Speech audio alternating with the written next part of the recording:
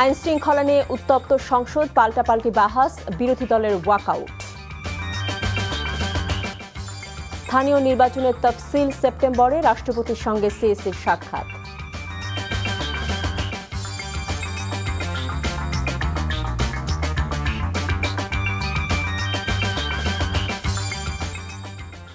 আসসালামু আলাইকুম, মোহসেনা শাওন আপনাদের সবাইকে আমন্ত্রণ জানাচ্ছি এনটিভির রাতের খবরে। দেখছিলেন আই গ্যাস ইউনাইটেড শিরোনাম, এবার পুরো খবর। ত্রয়োদশ সংসদের তৃতীয় অধিবেশনের প্রথম দিনেই অধিবেশন থেকে ওয়াকআউট করেছে বিরোধী দল। গণভোটের রায়ের পরিপূর্ণ বাস্তবায়ন ও সংবিধান সংস্কার কমিশন গঠনের দাবিতে বিরোধী দলের এই ওয়াকআউট।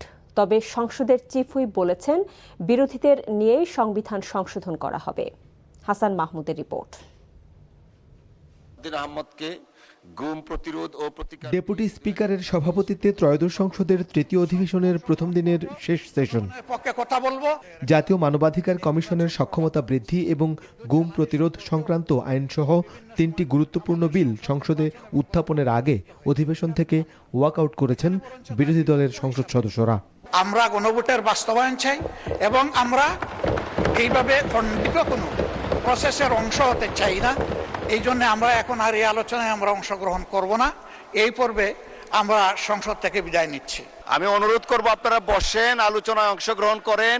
তবে চিফ হুইপ আশ্বস্ত করেছেন, বিরোধীদের নিয়েই সরকার সংবিধান সংশোধন করবে।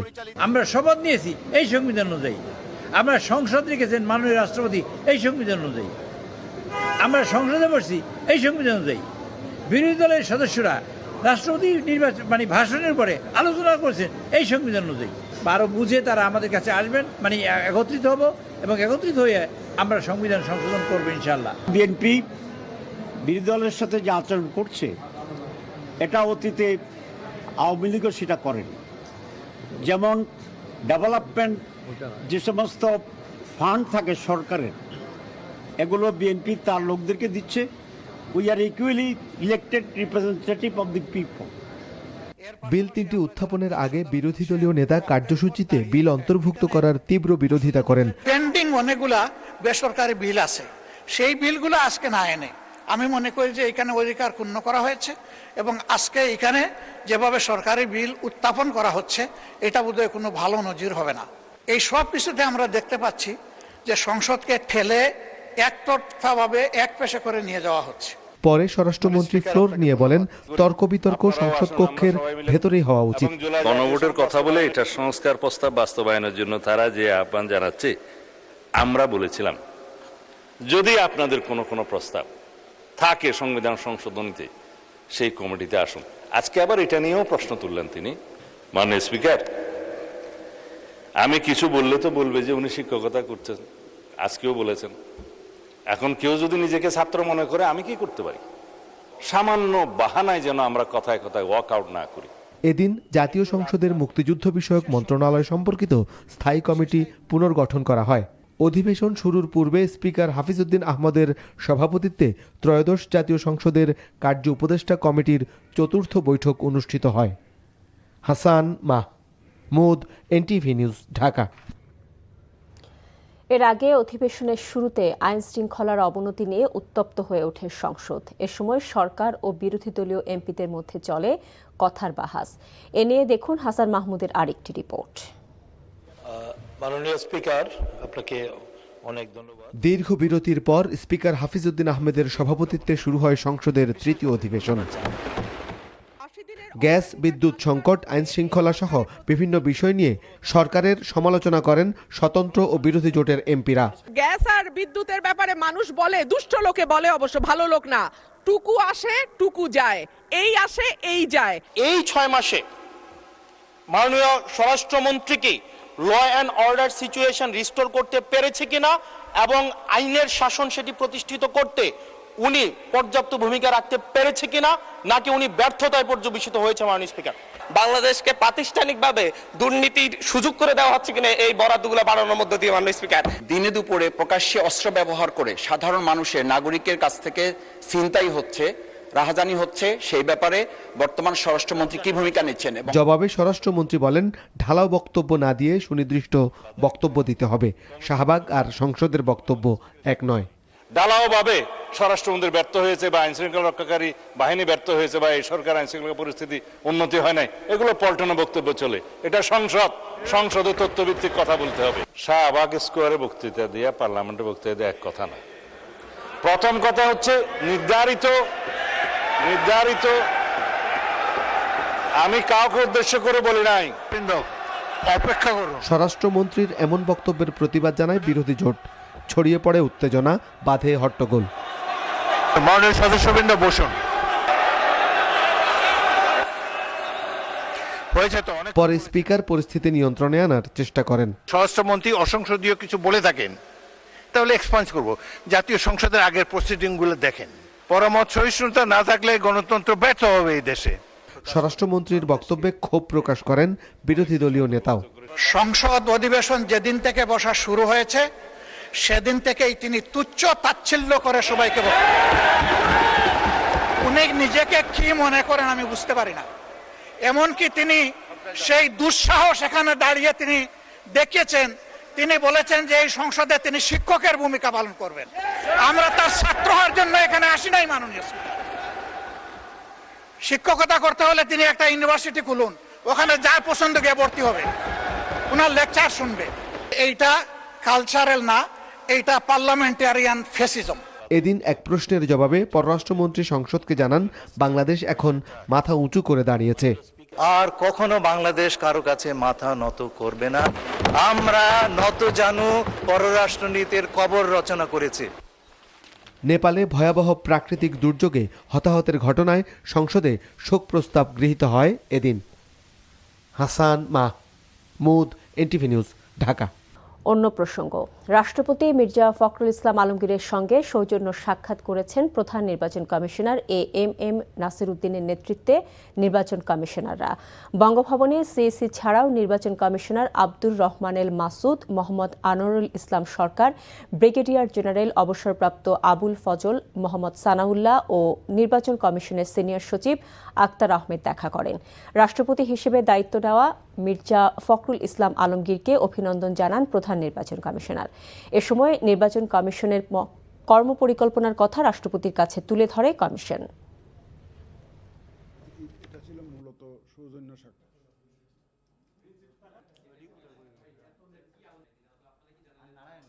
মহামান্য রাষ্ট্রপতি জনাব ফখরুল ইসলাম আলমগীরের সাথে একটা সাক্ষাতে গিয়েছিলাম আমরা।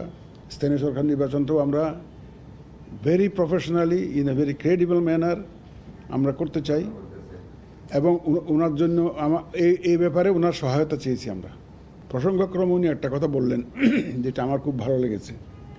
বলে যে দেখেন, আপনার সাথে বলি, বলে যে আমি এই দেশে গণতন্ত্রটাকে প্রাতিষ্ঠানিক রূপ দিতে চাই।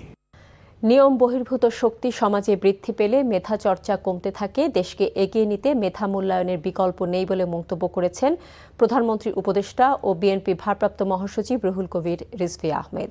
রাতে রাজধানীর ইঞ্জিনিয়ার্স ইনস্টিটিউট মিলনায়তনে প্রকৌশল অধিকার দিবস উপলক্ষে জাতীয় প্রকৌশলী সম্মেলনে অংশ নিয়ে তিনি এসব কথা বলেন। মেধার মূল্যায়ন করে প্রত্যেককে তার জায়গায় কাজ করার সুযোগ দিতে হবে বলেও জানান রিজভী। শুধু সরকারি কর্মসংস্থান দিয়ে বেকারত্ব দূর করা সম্ভব নয়, সেজন্য নানামুখী কর্মসংস্থানের সুযোগ সৃষ্টি করার পরামর্শ বিএনপির ভারপ্রাপ্ত মহাসচিবের। বর্তমানে উচ্চতর শিক্ষা গ্রহণ করার পরও নিম্ন বেতন চাকুরিতে যোগ দেওয়ার মতো পরিস্থিতি জাতির জন্য হতাশাজনক বলেও মন্তব্য করেন রিজভী আহমেদ। যখনই আপনার নিয়ম বহির্ভূত কোনো শক্তির আবির্ভাব হবে সমাজে, তখন আপনার যে মেধাতন্ত্র যেটা বা আমরা যেটা মেধার যে পরিসর বলি সেটা কমতে থাকবে। আপনার আইনের শাসন না থাকলে পরে আপনি কখনোই মেধাকে একটু মেধার যে উচ্চ স্তর এবং মেধাকে যে কাজে লাগানো সেটা কখনোই সম্ভব হয় না। ফুটপাত দখল করে গড়ে ওঠা অবৈধ স্থাপনা ও দোকানপাট উচ্ছেদে অভিযান চালিয়েছে ঢাকা দক্ষিণ সিটি কর্পোরেশন। সকালে দক্ষিণ সিটির নির্বাহী ম্যাজিস্ট্রেটের নেতৃত্বে রাজধানীর সেগুনবাগিচা এলাকার সড়কে অবৈধ স্থাপনা উচ্ছেদ করা হয়। এ সময় বেশ কিছু টং দোকান ও ফুটপাতের ওপর গড়ে ওঠা আসবাবপত্রের অস্থায়ী দোকান ভেঙে ফেলে ঢাকা দক্ষিণ সিটি কর্পোরেশনের অভিযান দল। তামজিদ সুমনের রিপোর্ট।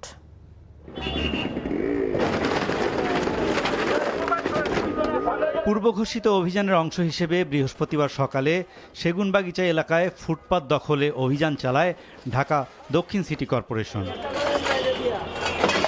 নির্বাহী ম্যাজিস্ট্রেটের নেতৃত্বে এ সময় বেশ কিছু টং দোকান ও ফুটপাতের উপর গড়ে ওঠা আসবাবপত্রের অস্থায়ী দোকান ভেঙে দেয়া হয়।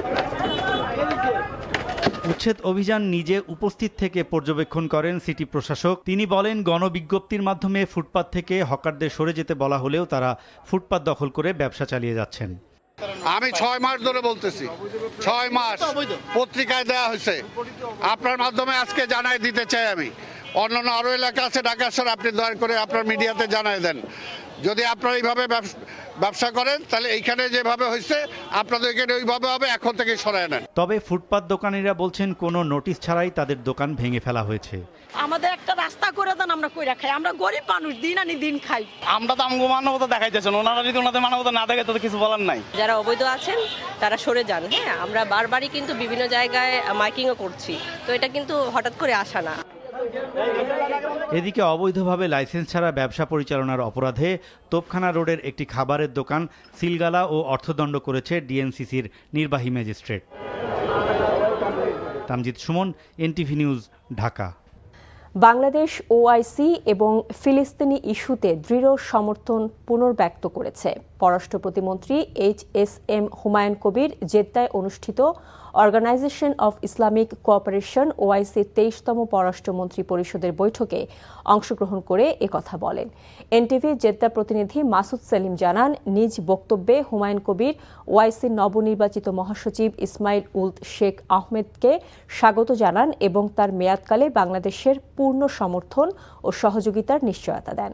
ফিলিস্তিনের ন্যায্য অধিকারের প্রতি বাংলাদেশের অবিচল সমর্থন পুনর্ব্যক্ত করে হুমায়ুন কবির বলেন, বাংলাদেশ দুই রাষ্ট্রভিত্তিক সমাধানের মাধ্যমে একটি ন্যায়সঙ্গত ও স্থায়ী সমাধানের প্রতি প্রতিশ্রুতিবদ্ধ।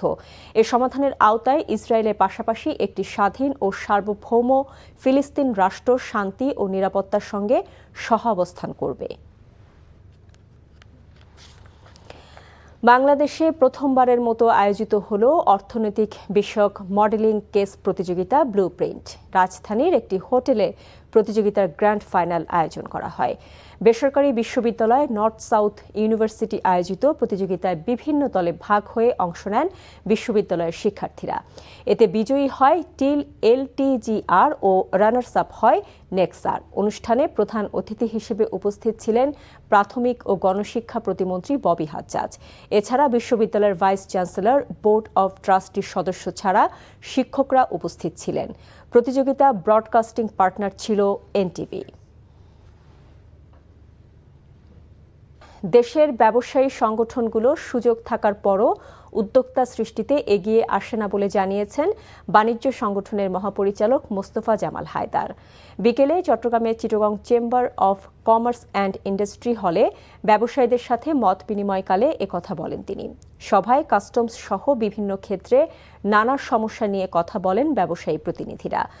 জবাবে বাণিজ্য সংগঠনের মহাপরিচালক মোস্তফা জামাল হায়দার দেশের ব্যবসা বাণিজ্য সম্প্রসারণে ব্যবসায়ী সংগঠনগুলোকে সরকারের সাথে দেন দরবার করার পরামর্শ দেন।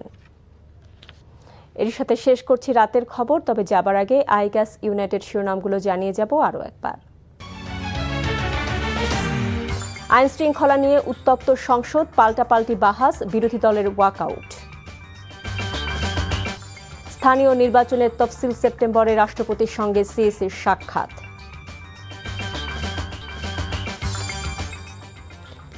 এই ছিল রাতের খবরে। এই খবরের ভিডিও সহ আপডেট জানতে ভিজিট করুন এনটিভি অনলাইন www.ntvbd.com। এছাড়াও এনটিভি জনপ্রিয় সব অনুষ্ঠান ও খবরের আপডেট জানতে ভিজিট করুন আমাদের ইউটিউব ও ভেরিফাইড ফেসবুক পেজ। রাত 1টায় মধ্যরাতের খবর দেখার আমন্ত্রণ রইল। এতক্ষণ সাথে থাকার জন্য সবাইকে ধন্যবাদ।